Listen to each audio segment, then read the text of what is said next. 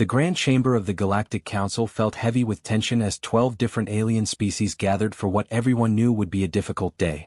The massive dome-shaped room stretched high above them, its walls covered in shifting patterns of light that represented each member world.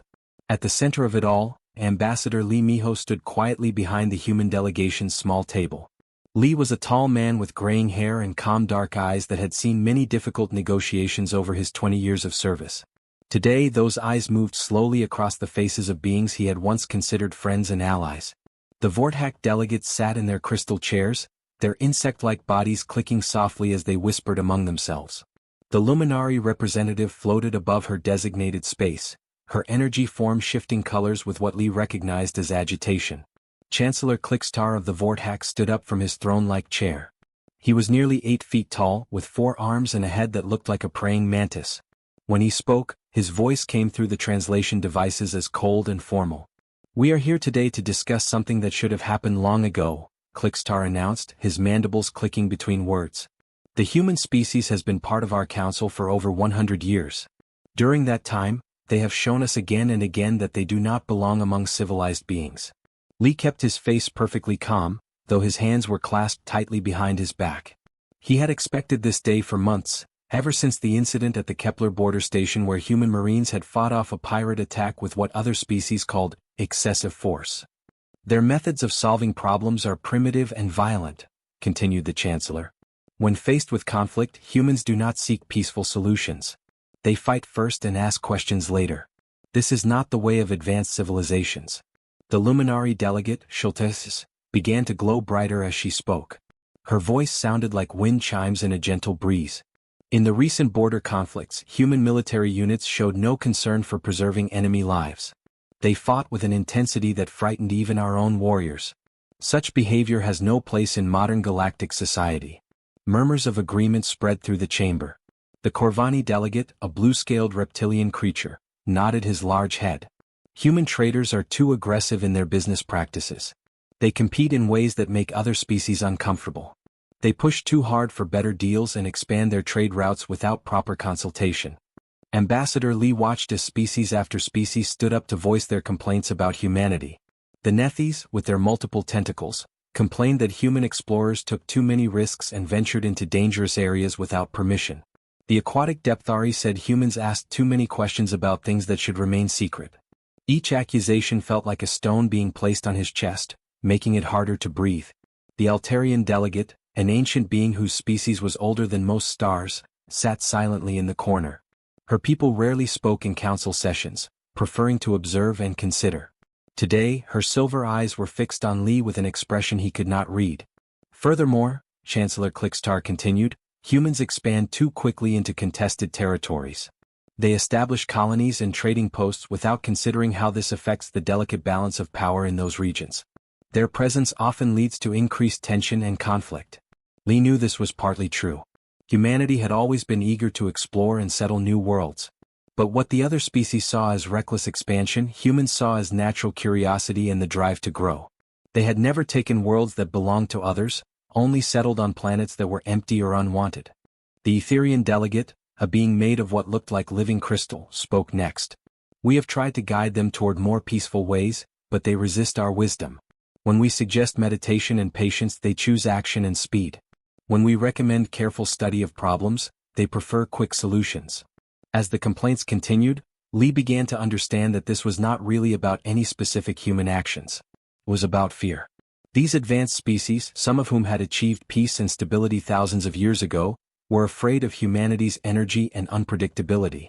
They had grown comfortable in their safe, controlled galaxy, and humans represented something wild and uncontrollable. The formal charges were read by a mechanical voice that filled the chamber. Excessive use of force in military operations. Aggressive expansion into contested space. Unwillingness to follow established diplomatic protocols. Failure to embrace peaceful conflict resolution methods. The list went on for several minutes. When the charges were finished, Chancellor Clickstar looked directly at Lee. "Ambassador Lee Miho, you may speak in defense of your species before we vote on this matter." Lee stepped forward slowly, his footsteps echoing in the suddenly quiet chamber. He looked around at faces that had once welcomed him to diplomatic dinners and cultural exchange programs. Some looked ashamed, others defiant, but most simply looked relieved to finally be addressing what they saw as a long-standing problem. Honored delegates, Lee began, his voice steady and clear, humanity has served this council for 107 years. We have built the hyperspace relay stations that connect your worlds. We have fought in wars to defend systems that were not our own. We have shared our technology and our knowledge freely with all member species. He paused, letting his words settle in the chamber's perfect acoustics. We have asked for nothing in return except the right to stand beside you as equals among the stars. If our way of solving problems makes you uncomfortable, if our desire to explore and grow seems dangerous to you, then perhaps it is time for us to step away. The vote was quick and decisive. 11 species voted to expel humanity from the Galactic Council. Only the Altarian delegate abstained, her ancient eyes never leaving Lee's face. As the results were announced, Lee simply nodded and began packing his materials into a simple black case. No anger, no shouting, no threats of revenge that some delegates had clearly expected. "Ambassador," Chancellor Clickstar called out, his tone carrying surprise at Lee's calm reaction. "Do you have nothing more to say? No protests or appeals for reconsideration?"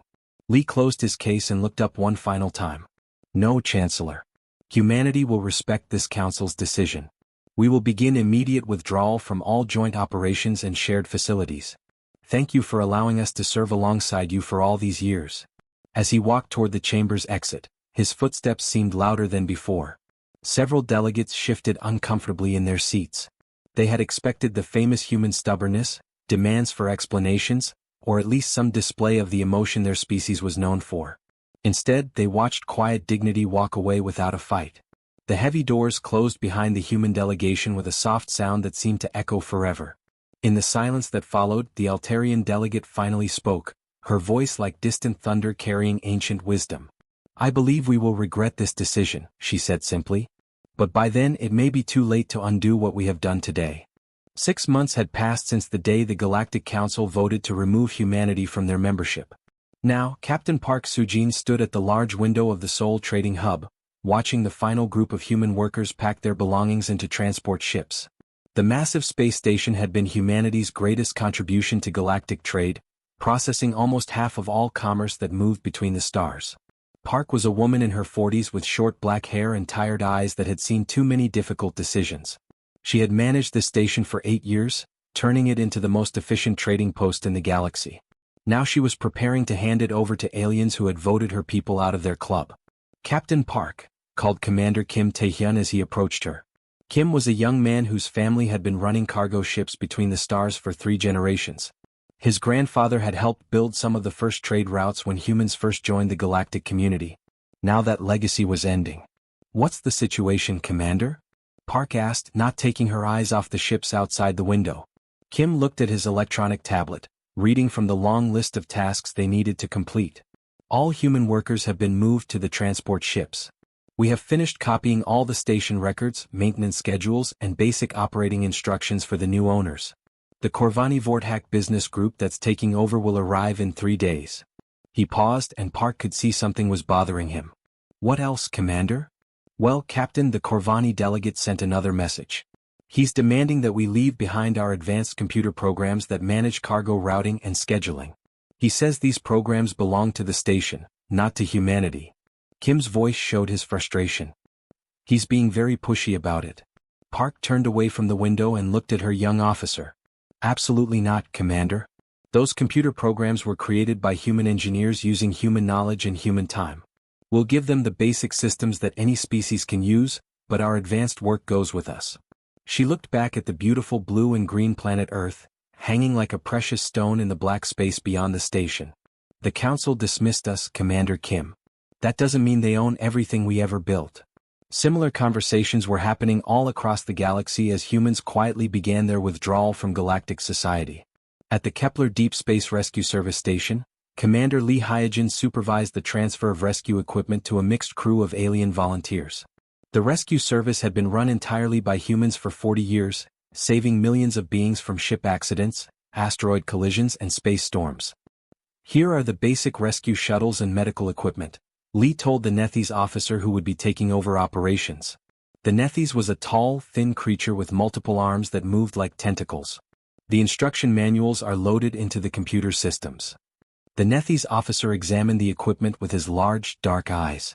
What about the search patterns your teams used? Our records show human rescue teams found survivors in situations where others had given up hope. Lee's expression remained polite but firm. Those search methods were developed by human rescue workers over decades of experience. They're based on human intuition and problem-solving approaches that can't easily be taught to other species. You'll need to develop your own methods. What Lee didn't explain was that human rescue workers had an almost magical ability to think like people in trouble. They could guess where panicked survivors might try to hide, or figure out which direction a damaged ship might drift. This intuitive understanding had saved countless lives, but it was something that came from the human mind and heart, not from any computer program or instruction manual. At the edge of the galaxy, Admiral Ko Jinwoo stood on the bridge of his flagship, the Indomitable, as he led the human defense fleet away from the border patrol routes they had maintained for nearly a century. 47 ships followed his lead, including massive battleships that had kept peace in the contested border regions for generations. "Admiral," reported his communications officer, "we're receiving emergency calls from 3 different systems." "Pirate raids, sir. They're asking for immediate assistance." Admiral Ko was an older man with gray hair and deep lines around his eyes from years of making difficult decisions. He had spent 30 years protecting alien worlds from raiders and invaders. Now he was under orders to bring his ships home to human space. "Send them the standard response, Lieutenant. Human forces are no longer authorized to operate in this region. Please contact your local council authorities for assistance." His voice was steady, but inside he felt sad about abandoning people who needed help. On the colony world of Kepler 438b, Governor Yuneung watched as the last human families boarded transport ships that would take them back to Earth. This planet had been a barren rock when humans first arrived 30 years ago. Now it was a garden world with breathable air, flowing rivers and green forests that stretched to the horizon. The new Nethys colonial government had demanded that humans leave behind all their terraforming equipment, the massive machines that had transformed the dead planet into a living world. Governor Yu, a strong woman who had led the colonization effort from the beginning, had agreed to leave the basic atmospheric processors that kept the air clean. But the advanced terraforming technology, the machines that could reshape entire continents in just a few decades, those were going back to Earth with their creators. "Governor," said the Nethys administrator who was taking over the colony, "surely you can see that this technology belongs here. This planet was transformed using these machines." You looked at the alien official with calm eyes. "This planet was transformed using human knowledge, human engineering, and human hard work. The machines are just tools. We're leaving you the basic systems you need to maintain what we built, but the advanced technology goes with us." What the Nethys didn't understand was that the real terraforming knowledge wasn't in the machines at all. It was in the minds of the human engineers who understood how to use those machines effectively. Without that knowledge, the impressive equipment they were demanding would be little more than expensive paperweights. Back on Earth, President Choi Min-seo called an emergency meeting of the Terran Assembly. Representatives from human worlds across the galaxy gathered in the underground chamber beneath Mars City to discuss their species' future. "My fellow humans," President Choi announced to the assembled crowd, "we find ourselves alone among the stars once again. The galaxy has decided they no longer want our help or our friendship. So be it. We will honor their decision and focus on taking care of our own people and our own future." She activated a 3-dimensional map that showed the solar system and all its planets and moons. "Starting immediately, all hyperspace navigation beacons that lead to human territory will be shut down. No alien ship will enter our space without our explicit permission. We are not doing this out of anger, we are simply giving the galaxy the independence they asked for." The applause was quiet but determined. Humanity had been rejected, but they would not disappear. They would simply become very, very quiet, focusing on their own development while the rest of the galaxy learned to manage without them. In the depths of space, automated monitoring stations that humans had built and maintained for decades continued their silent watch. But these stations were not looking inward toward the galactic center where most civilizations lived. Instead, their powerful sensors were aimed outward, toward the dark empty spaces between galaxies where something ancient and dangerous waited in the void. The Council had dismissed their guardians, but some threats were too great to abandon, no matter what politics demanded. 1 year had passed since humanity quietly left the Galactic Council, and the first real disaster was about to unfold at Kepler Station. Chief Engineer Vexthal stood in the control room, his 4 arms moving quickly across the control panels as red warning lights flashed all around him. Vexthal was a Nethys, A tall alien with multiple arms that moved like tentacles and large compound eyes that could see many different types of light at once. "Emergency in sectors 7 through 12, shouted his assistant from across the room, fear clear in his voice even through the mechanical translator that changed his words into standard galactic language. "The air recycling systems are breaking down. People are going to run out of breathable air." Vexthal's eyes darted across the computer screens, trying to understand what was going wrong. For 30 years, these life support systems had worked perfectly, keeping millions of beings alive on the massive space station. The humans who had built and maintained these systems had made it look easy, but now that they were gone, everything was falling apart.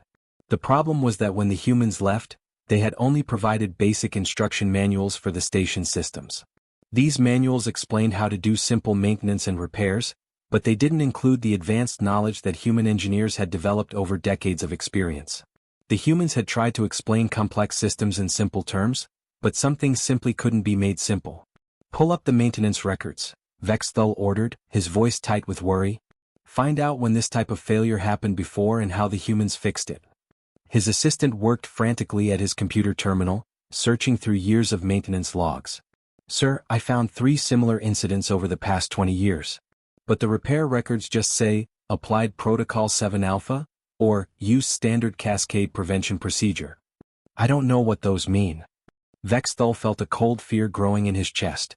The humans had their own way of documenting repairs, using codes and procedures that made sense to them but were meaningless to other species. They had probably never thought that anyone else would need to understand these systems without human help. "Contact the Terran Engineering Corps immediately," Vexthal commanded. "Send an emergency message to Earth. Tell them we need technical assistance right now." His communications officer, a young Nethys who had been excited to work on such an important station, looked up with despair in his large eyes. "Sir, I've been trying for the past hour. All communication channels to human space have been completely shut down. We cannot reach them at all. It's like they've built a wall around their entire territory." For 16 terrible hours, Vexthal and his team fought desperately to save the station's life support systems. They tried every repair technique they knew, followed every procedure in the instruction manuals, and even attempted to contact other species for help. Nothing worked. The systems were too complex, too interconnected, and too dependent on human knowledge that was no longer available. When the life support finally failed completely, the disaster was swift and terrible.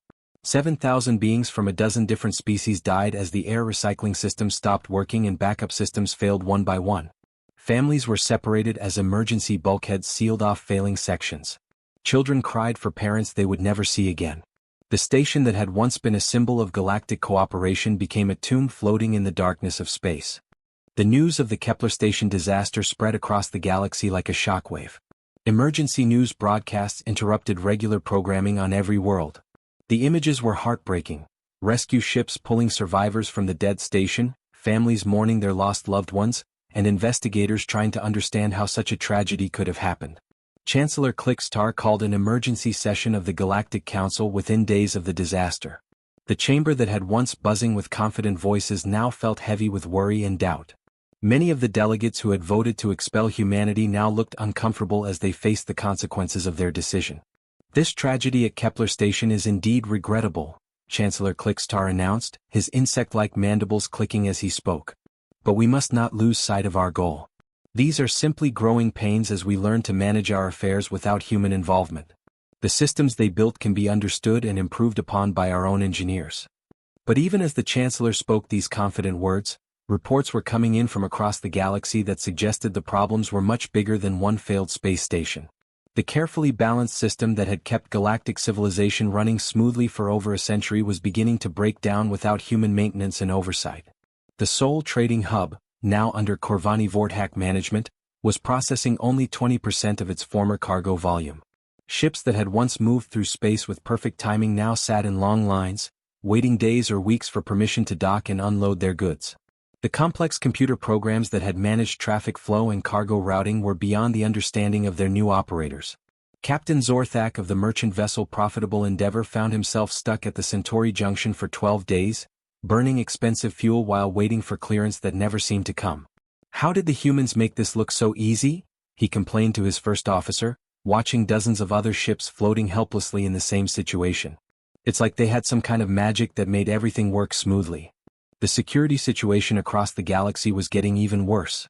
Without human patrol fleets maintaining order along the major trade routes, pirate attacks had increased by 400% in just 8 months.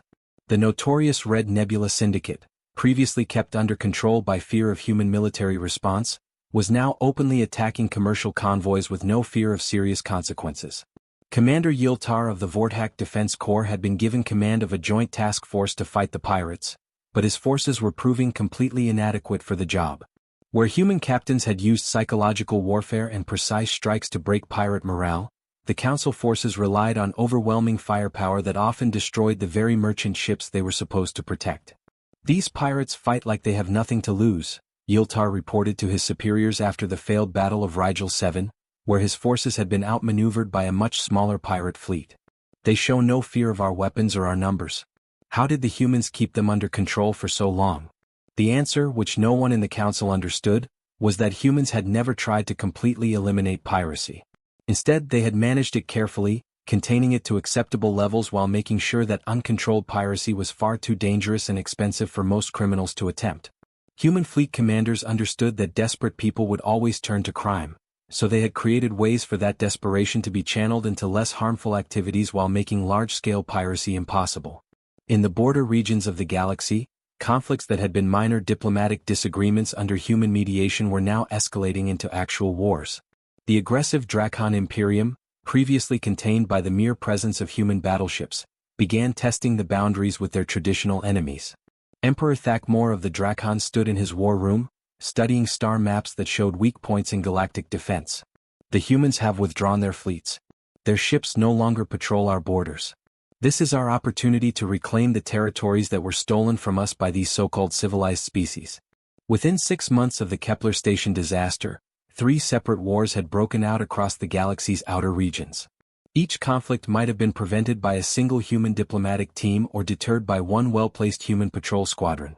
But the humans were gone, and their absence was creating a vacuum that violence rushed to fill. The most disturbing development was happening at the edge of galactic space, where the deep space monitoring stations that humans had maintained for decades began going dark one by one. The Council assumed this was simply more human withdrawal, but a few scientists from the ancient Altarian species noticed the pattern with growing concern. These monitoring stations weren't randomly placed throughout space. They formed a specific geometric pattern aimed at the empty void between galaxies.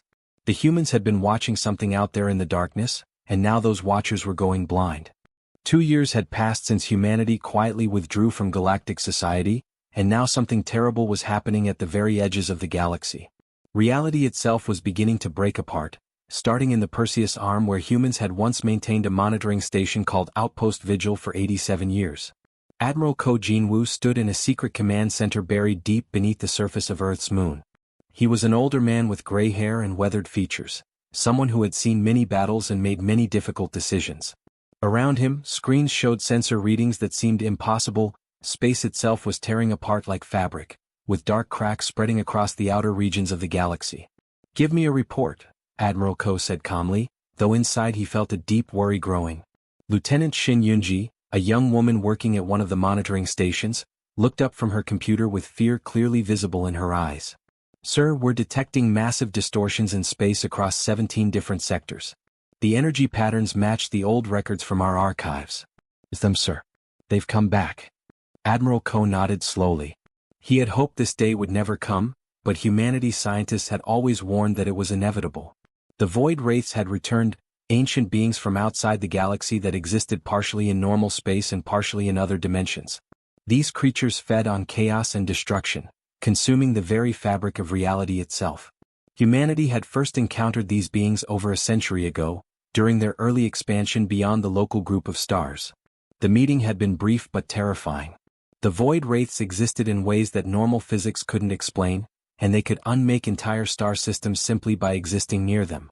Since that first contact, humanity had spent decades quietly preparing for their return, building defenses and monitoring systems that other species never knew existed. "How long do we have before they reach the center of the galaxy?" Admiral Ko asked. Lieutenant Shin checked her calculations twice before answering. "At their current rate of expansion, approximately 14 months, sir."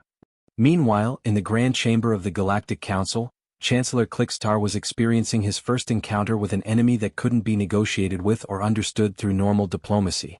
The tall insect-like being stood before an emergency assembly, his usual confidence shaken by reports flooding in from the Outer Rim worlds.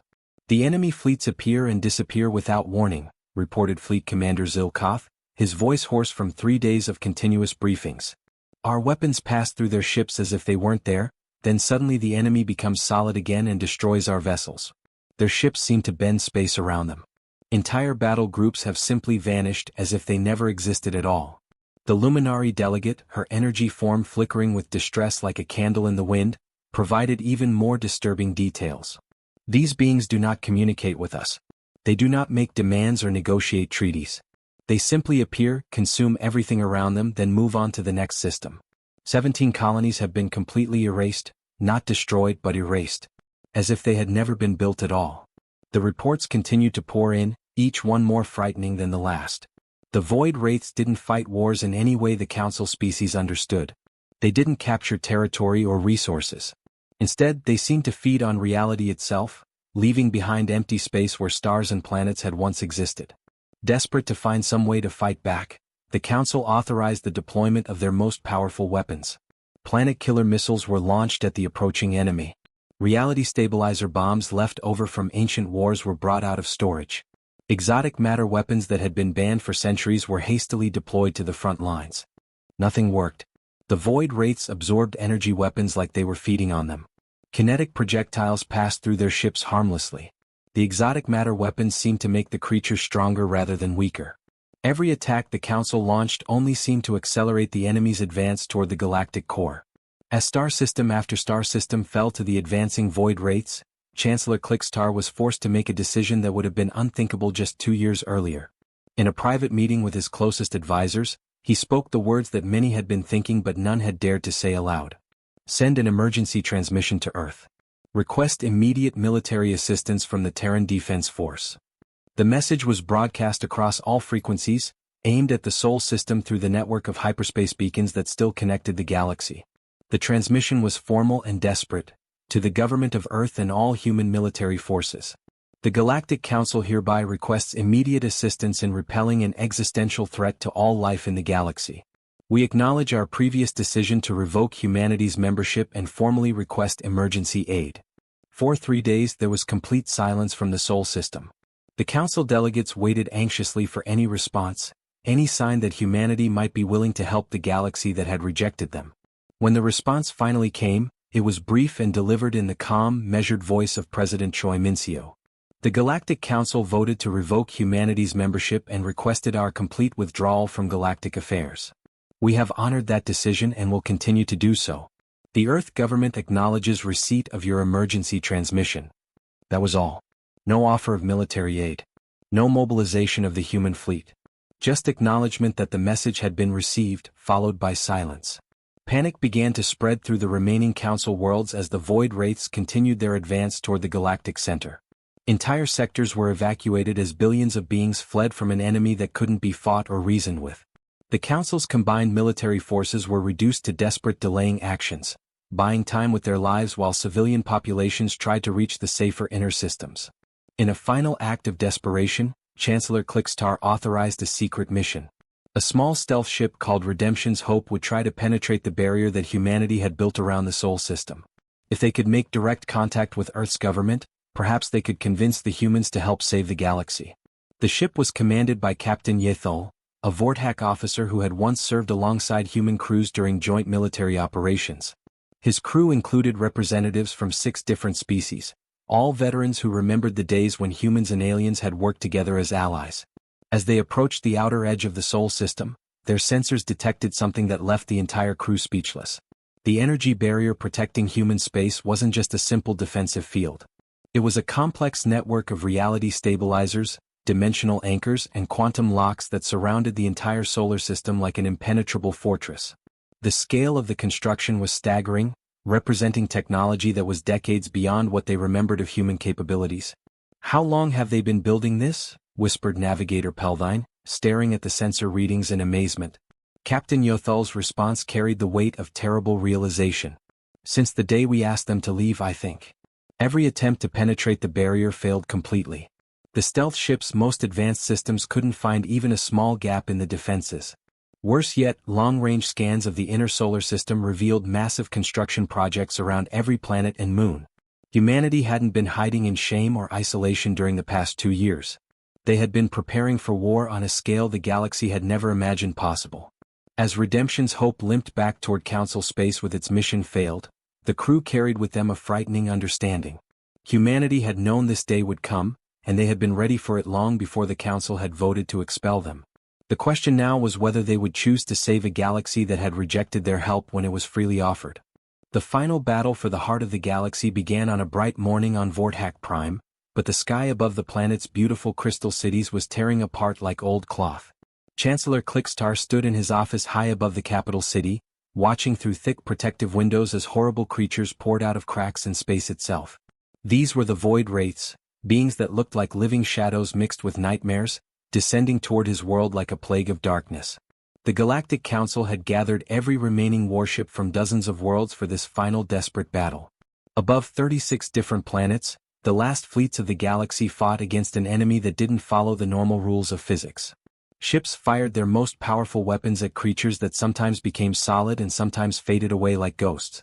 Admiral Zilkoth commanded the largest battle group from his flagship, a massive vessel that had served the Council for over 2 centuries. As he watched his fleet being torn apart by enemies that could exist in several dimensions at once, he knew the end had come. His ship began to dissolve around him, consumed by expanding areas of unreality that unmade everything they touched. Council Command, this is Fleet Primary, Admiral Zilkoth spoke into his communication device as his bridge crew vanished one by one around him. We cannot stop them. I repeat, we cannot stop them. May the stars remember that we tried our best. His transmission ended as his flagship simply stopped existing, along with Admiral Zilkoth and his entire crew. In the deep underground archives of the Altarian homeworld, Scholar Nethium worked frantically at her computer terminal. She was one of the oldest beings in the galaxy, having lived for thousands of years and witnessed the rise and fall of countless civilizations. Now she was preparing what might be the final message her galaxy would ever send. Her fingers moved across the keyboard as explosions shook the building above her. The Void Wraiths had reached Altaria Prime, and the planet's reality-stabilizing machines were failing one by one. She had perhaps minutes before her entire world would be erased from existence. To humanity, Scholar Nethium spoke into the recording device, her ancient voice heavy with sadness and regret. We acknowledge our terrible mistake. We dismissed you not because of your failings, but because we could not understand your strengths. We were afraid of your passion, your unpredictability, your willingness to fight when fighting was necessary. If you can hear this message, if any spark of your former friendship with us remains, please help us. We cannot face this alone. She finished the recording just as the building around her began to flicker and fade. The message was automatically broadcast on all frequencies, aimed toward the Sol system that had become humanity's fortress. Then Scholar Nethium and her entire planet simply stopped existing, as if they had never been real at all. For 7 long days after the message was sent, there was only silence from human space. The Void Wraiths consolidated their control over the galactic core, preparing for their final feeding that would collapse the structure of space and time across entire star systems. Refugee fleets from 100 worlds huddled around the few remaining stable planets, waiting for an end that seemed certain to come. Then, on the 8th day, something impossible happened. Space itself began to sing. The first sign was strange vibrations detected across subspace frequencies, patterns of energy that seemed to make reality stronger instead of tearing it apart. Then came light, brilliant flares of organized energy that painted the void in colors that had never existed before.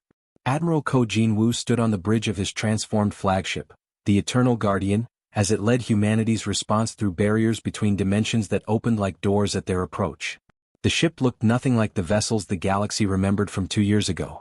Humanity's time in isolation had been spent transforming their fleet into something that worked as much on applied mathematics and philosophy as it did on traditional physics. Admiral, reported Captain Lee Salmon from her station, all reality stabilizers are working perfectly. The quantum lock formation is holding steady. Through the main viewing window, Admiral Ko could see his fleet, not the familiar destroyers and battleships of the past, but vessels that seemed to exist in multiple dimensions simultaneously. Their hulls were covered with equations that looked more like poetry than science, symbols that helped anchor reality itself around them. The human fleet struck the Void Wraith forces not with traditional weapons, but with pure imposed order. Where the alien creatures fed on the collapse of reality, the transformed human vessels radiated stability and structure, forcing the Wraiths back into normal existence where they could be fought like any other enemy. But it was more than superior technology that turned the tide of battle. As the fighting raged across dozens of star systems, the humans did something the Void Wraiths had never encountered in millions of years of consuming realities. They fought with absolute conviction, not for conquest or survival, but for the simple principle that existence was better than non-existence. The final confrontation took place above the ruins of Alteria Prime, where Scholar Nethium's last message still echoed through subspace. Admiral Ko personally led the assault on the Wraith Command Entity, a being of such vast evil that its mere presence began unmaking nearby stars. "All ships, begin reality cascade," Admiral Ko commanded with calm authority. "Remember, we're not trying to destroy it. We're convincing it to exist properly." The human vessels fired in perfect coordination, their exotic weapons not launching destructive energy but projecting fields of absolute certainty about what was real and what was not. The Void Wraith Command Entity, forced into a state of concrete existence for the first time in eons, discovered something that filled it with terror: the possibility of death. As the creature collapsed into normal spacetime and died like any mortal being, its destruction sent waves of stability throughout the galaxy.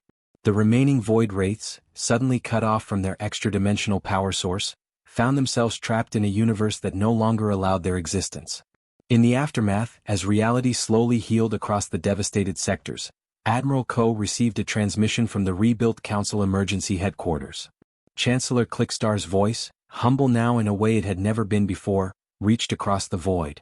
"Admiral Ko Jinwoo, on behalf of the Galactic Council and all surviving species, we formally request that humanity return to—" "No," Admiral Ko interrupted gently but firmly. "Humanity will not be rejoining the Council, Chancellor. We will not return to patrol your borders or settle your disputes. We are not your protectors or your guardians." The silence that followed stretched for long moments before Admiral Ko continued. "But we will not abandon this galaxy to threats it cannot handle alone. Think of us as distant neighbors. When dangers arise that threaten all life, we will respond. Not because we are members of your council, but because protecting innocent life is simply what humans do." The transmission ended, and the human fleet began its withdrawal back to Sol space. But they left behind something unprecedented: a network of reality-stabilizing stations positioned throughout the galaxy, each one staffed by human volunteers who had chosen to remain as silent guardians against the dark. Years passed, and as the galaxy rebuilt itself with hard-won wisdom about the value of strength guided by principle, ships would sometimes detect the energy signatures of human vessels at the edges of their sensors. Never approaching, never interfering, but always watching the empty spaces between stars where other horrors might someday emerge. The galaxy had learned a lesson written in the collapse and restoration of reality itself. Some protectors work best when they are not commanded, not controlled, and not taken for granted. And somewhere in the Sol system, humanity continued their quiet watch, ready to step forward when the universe itself needed defending. The Council had asked them to leave. They had honored that request with dignity. But they had never stopped being human.